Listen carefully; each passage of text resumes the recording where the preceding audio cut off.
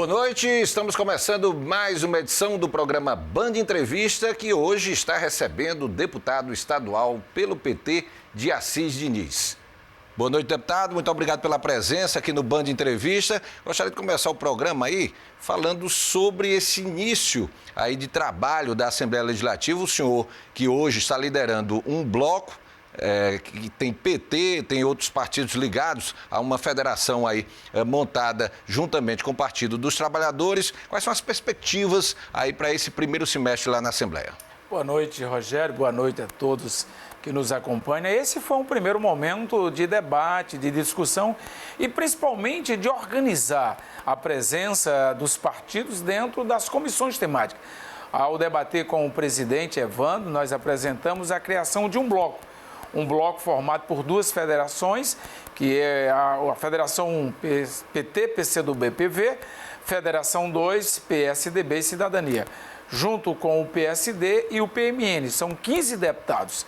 Esses 15 deputados estarão compondo dentro das comissões temáticas a liderança de presidência, de vice-presidência e de membros efetivos. O papel é debater, discutir, mas com uma função, que é construir apoio dentro da casa, as medidas e mensagens que o governo possa estar apresentando. Mas, sobretudo, ter uma visão no parlamento de atuação conjunta. Hoje há uma construção de ter uma aliança tática, mas principalmente programática.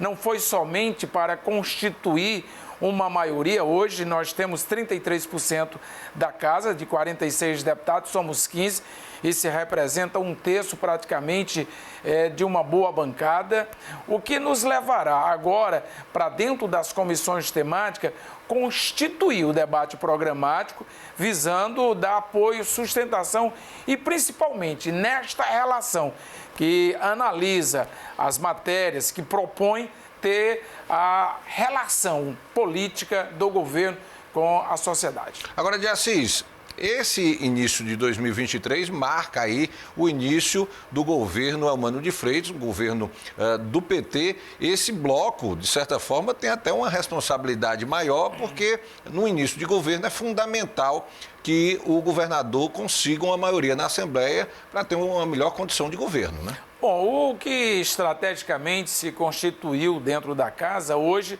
o governo tem delineado a preço de hoje, tem uma bancada de 30 deputados, que são de base assumida do governo, tem 9 que encontram-se no campo da relação de independência e 7 de oposição.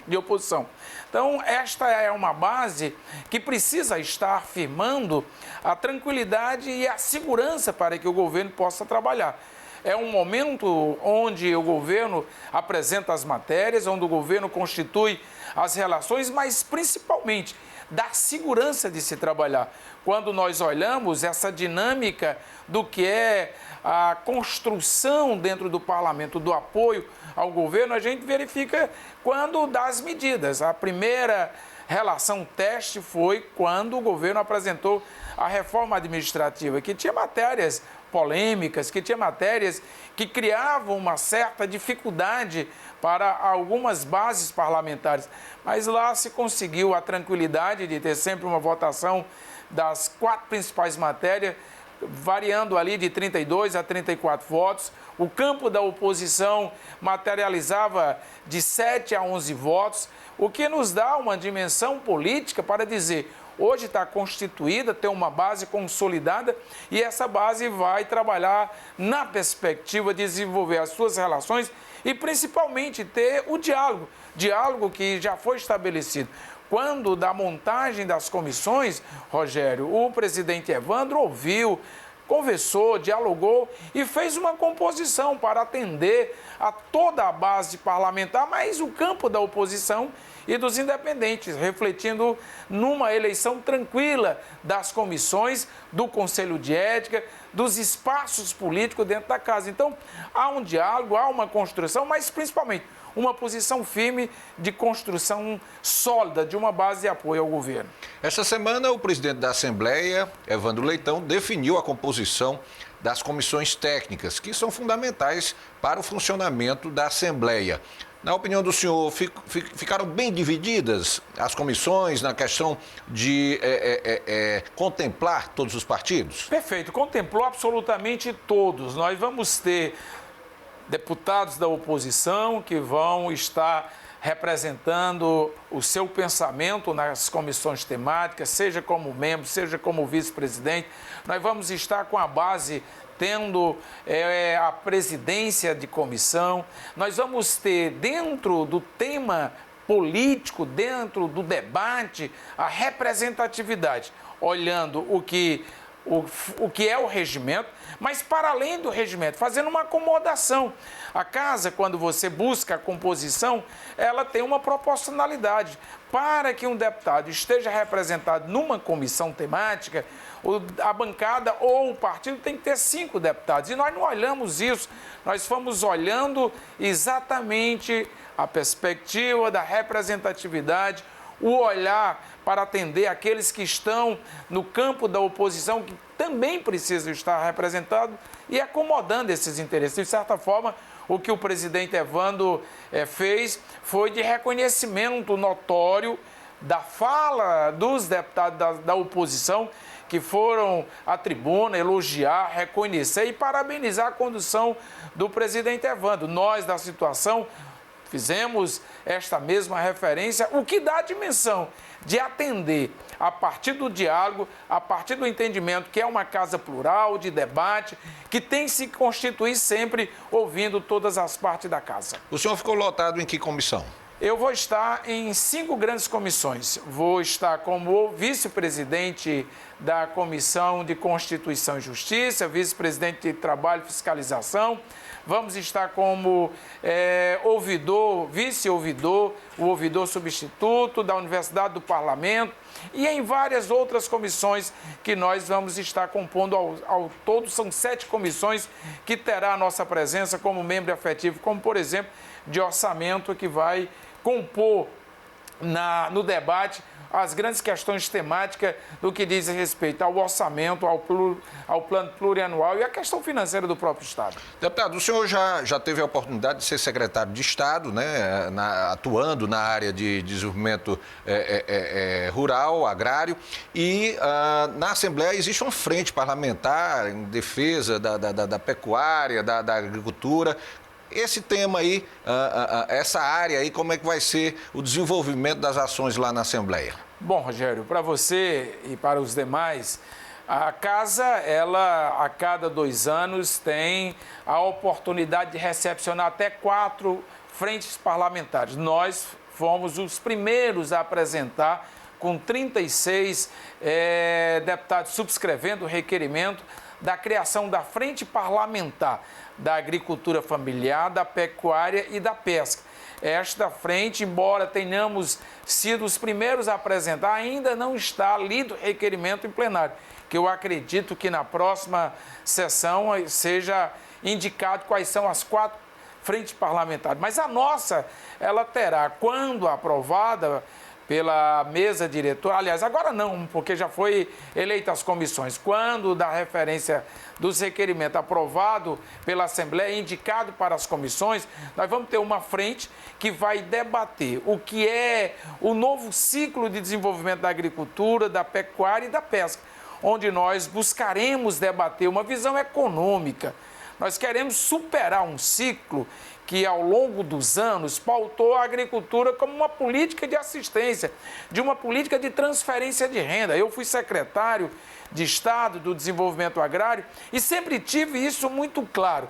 Nós somos, sim, uma atividade econômica, não somos um agronegócio, mas nós desenvolvemos uma economia de base familiar, uma economia que precisa ter um outro padrão de desenvolvimento, buscar mecanismos para ter uma visão empreendedora, profissionar nossas relações, ter o controle desta atividade, usar a ciência, a tecnologia. Hoje, quando nós olhamos para os mais de 359 mil agricultores familiares, nós temos ciclos diferentes. Nós temos aqueles que estão lá no início da sua atividade, que precisa sim de uma política mais olhada para estruturar. Você tem um intermediário que já desenvolve suas atividades, seja na agricultura, seja na pecuária, seja na pesca ou na carcinicultura, e você tem os consolidados. Então é olhar esta dinâmica, verificar quais são as suas reais necessidades para fortalecer e ampliar. É crédito, é assistência técnica, é logística. O que é que precisa ser feito para desenvolver, ampliando e dando dinâmica econômica? E a frente parlamentar, que eu tenho orgulho de ter o vice-presidente, o deputado Sérgio Aguiar, que vai nos ajudar nesse debate.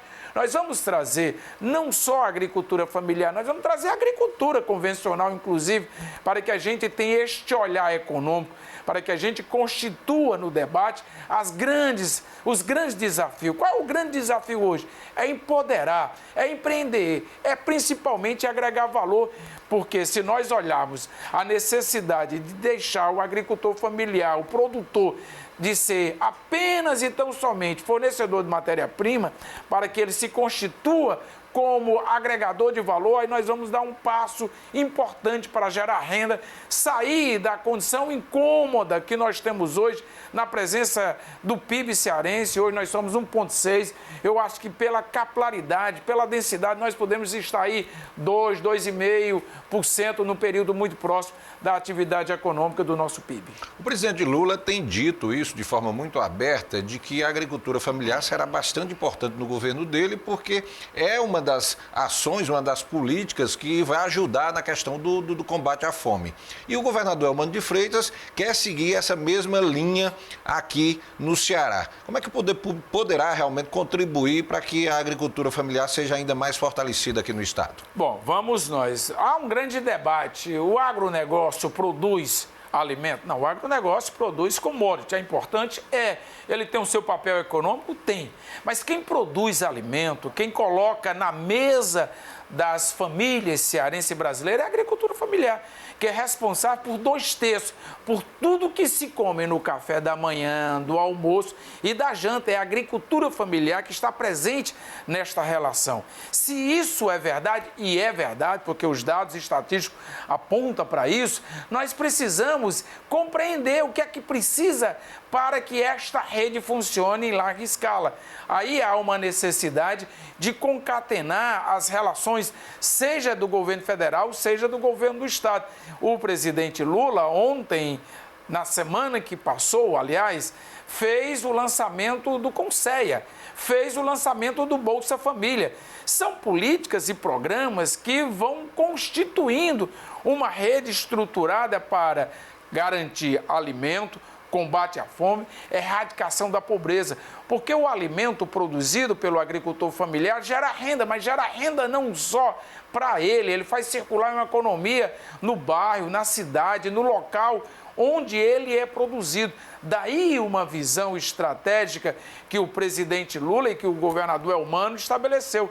Quando nós olhamos o que é, por exemplo, a política do Ceará Sem Fome, que foi uma mensagem que o governador Elmano encaminhou à Assembleia e nós aprovamos, é exatamente essa dinâmica de criar um elo que vincula diretamente a distribuição de alimento, a produção do alimento saudável e o comércio deste alimento. Ou seja, eu vou ter uma rede estruturada para que as cozinhas comunitárias possam distribuir o alimento, eu vou ter uma rede estruturada para que aqueles que produzam possam serem fornecedor, mas eu vou ter também a possibilidade de ter um cartão para que as famílias possam, no mercado, na rede de comércio do bairro, da sua pequena cidade, acessar esses produtos exclusivamente de alimentos. Então, é uma condição que diferencia das demais, porque ali você tem a produção, a comercialização e a geração de oportunidade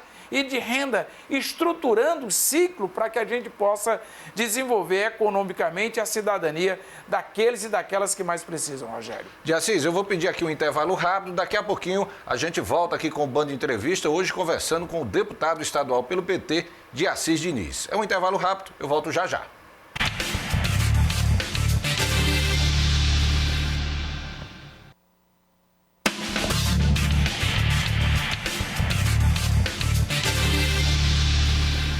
Estamos de volta aqui com o programa Band Entrevista, hoje conversando com o deputado estadual pelo PT, de Assis Diniz. De Assis, vamos falar aqui um pouquinho sobre conjuntura política, como é que está o cenário político aqui no Ceará após a realização das eleições de 2022. A gente vê hoje uma tentativa do governador Elmano de Freitas exatamente de formar uma base sustentável na Assembleia Legislativa. E para isso, o Elmano ele tem buscado, inclusive, partidos que não estiveram junto ao PT nas eleições de 2022, como é o caso do PDT. Havia uma aliança antes das eleições, essa aliança ela foi rompida, mas agora é um momento em que o governador tenta atrair novamente o PDT para a base, até porque os dois partidos têm aí um plano de governo, um programa partidário parecido.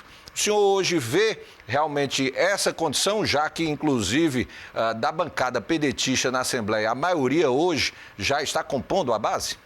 Rogério, é importante que a gente possa compreender a natureza da relação de uma base que foi construída ao longo de mais de 20 anos. A nossa relação PDT e PT foi iniciada lá em Sobral. O PT e o PDT têm mais afinidade do que divergência.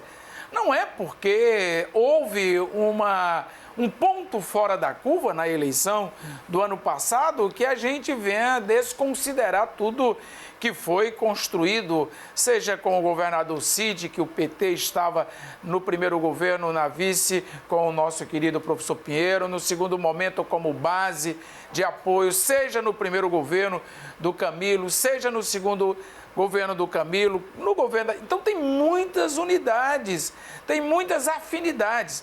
É verdade, na última eleição nós tivemos uma curva que sai um pouco desta trajetória. No entanto, essa curva não albergou toda a relação do PDT. No PDT, nós tivemos, durante o processo eleitoral, pontos que atraía e pontos que divergiam. Agora, o governador Elmano foi eleito em primeiro turno. Ele agora é governador do Ceará, ele não é mais o candidato do PT. Ele tem que governar para todos. E para governar para todos, ele tem que dialogar com todos. Foi isso que fez com que o Camilo se tornasse o grande governador, sem olhar a cor partidária, sem olhar a opção. Muito pelo contrário, o Camilo fez isso. Eu acredito que este é o caminho que nós temos de exemplo, seja com o presidente Lula, seja com o governador Elmano.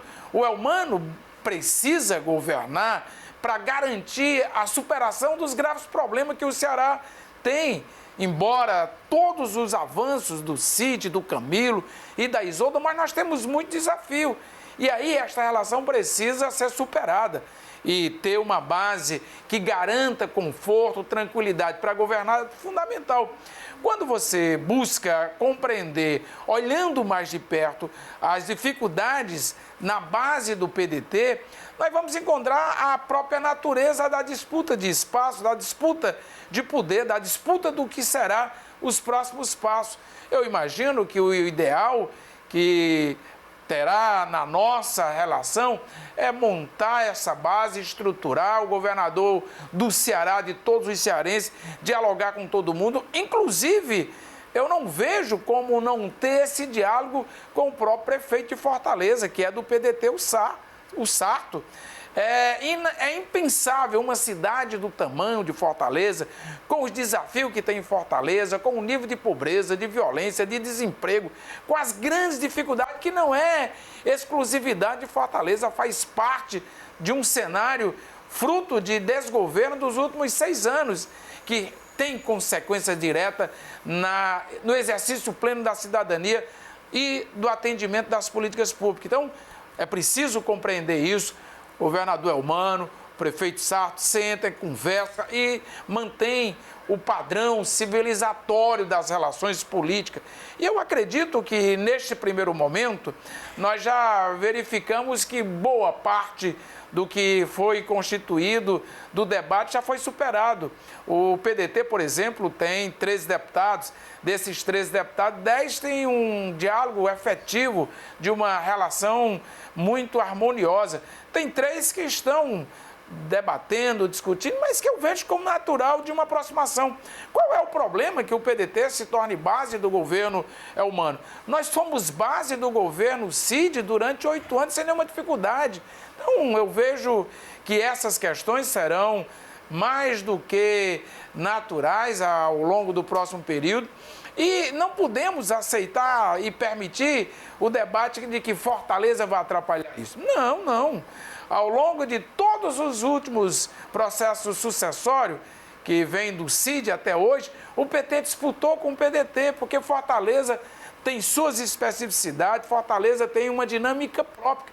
E é olhar essa dinâmica e continuar conversando, dialogando. Então, eu vejo como líder do bloco o debate que a gente tem feito. Nós fizemos esse debate no PSD, fizemos com o PSDB, fizemos no Cidadania, fizemos com o PMN. Dentro da bancada, esses parlamentares compreenderam a necessidade de estarmos construindo uma relação de composição e visão estratégica para desenvolver aquilo que é fundamental para os irmãos e para as irmãs cearenses. Ô, de Assis, a cultura política brasileira, ela tem uma característica de que termina uma eleição, já se começa a olhar para outra. E aqui nós temos aí a perspectiva já de 2024, a disputa municipal. No caso aqui de Fortaleza, hoje a capital é administrada pelo prefeito José Sarto, que é do PDT e que está ligado a um grupo dentro do partido, ligado ao ex-prefeito Roberto Cláudio, que concorreu nas eleições passadas ao governo do estado. O senhor acredita que o fato de já se estar olhando para a disputa municipal aqui esteja dificultando, vamos dizer assim, essas negociações no sentido do apoio na base dentro da Assembleia, alguns conflitos que acontecem, por exemplo, em nível municipal, na Câmara Municipal de Fortaleza, como realmente administrar esses conflitos pensando na eleição de 2024? Primeiro, eu acho que o Sarto tem que governar. Nós temos ainda para a eleição aproximadamente 16 meses, é muito tempo. Segundo, que na política é natural pensar do que será o passo seguinte, faz parte do planejamento estratégico de todo o partido. O PDT faz isso, o PT faz isso, o PSD faz isso, o PSDB, o PL, União, todos se estruturam, se organizam para as eleições subsequentes. Nós sabemos que há um debate, esse debate reflete diretamente o momento político, é o momento que nós estamos há 64 dias de governo, então não tem por que esta pauta assumir uma importância em detrimento da necessidade de governar. O Elmano precisa governar, o Sarto precisa governar. Eu sempre tenho dito no debate da Assembleia, a sucessão do Elmano. Para que haja sucessão do Elmano com sucesso, o Elmano tem que ter um governo bem avaliado, com entregas realizadas, com uma população sentindo que aquilo que foi compromisso de campanha foi realizado. A mesma coisa do Sarto. Para que o Sarto possa ir para a sua sucessão, ele tem que estar bem avaliado, tem que ter boas entregas. O que precisa ser feito agora é exatamente a dinâmica da política. O que não é razoável é colocar na nossa frente o retrovisor e olhar para a frente pelo retrovisor, porque você vai olhar um passado, você vai olhar o que ficou para trás. E o que interessa exatamente é superar a dificuldade, ter união e unidade para que a gente possa dizer que aquelas e aqueles que mais precisam estão recebendo as políticas. Não só numa parte da cidade, não só no setor, não só no segmento, mas para o conjunto da sociedade. É fundamental as entregas, é fundamental a compreensão de que um governo bem avaliado, ele vai para a sua sucessão com tranquilidade. Quando isso não ocorre, aí se assume um outro caráter, se assume um outro papel. E aquilo que passa a ser fundamental é porque não foi feito antes. Quando você não faz antes, acaba tendo que ir para o mundo do debate, superar aquilo que não foi feito. O senhor acredita numa retomada, falando de maneira no quesito eleitoral, o senhor acredita num retorno dessa aliança PT-PDT para 2024? Porque a gente vê hoje, por exemplo, algumas lideranças do PDT que são ligadas hoje, tem proximidade com o grupo do Camilo Santana, do grupo do atual governador Elmano de Freitas. O senhor acredita numa volta dessa unidade para uma disputa eleitoral daqui a 16 meses? Vamos compreender que o PDT está no governo do PT do presidente Lula. O ex-presidente, até 15 dias atrás, era Carlos Lupe, que hoje é ministro da Previdência. Então, quando a gente fala, volta, não, teve um ponto fora da curva. Nós, hoje, quando dialogamos com os prefeitos que são do PDT, todos, absolutamente todos, que têm relações, inclusive que apoiaram a candidatura do nosso querido amigo Roberto Cláudio, tem uma afinidade e já assina e analisa a relação construtiva com o PT. Eu sempre tenho pautado isso com muita clareza. Nós não podemos analisar o estado do Ceará pela eleição de Fortaleza.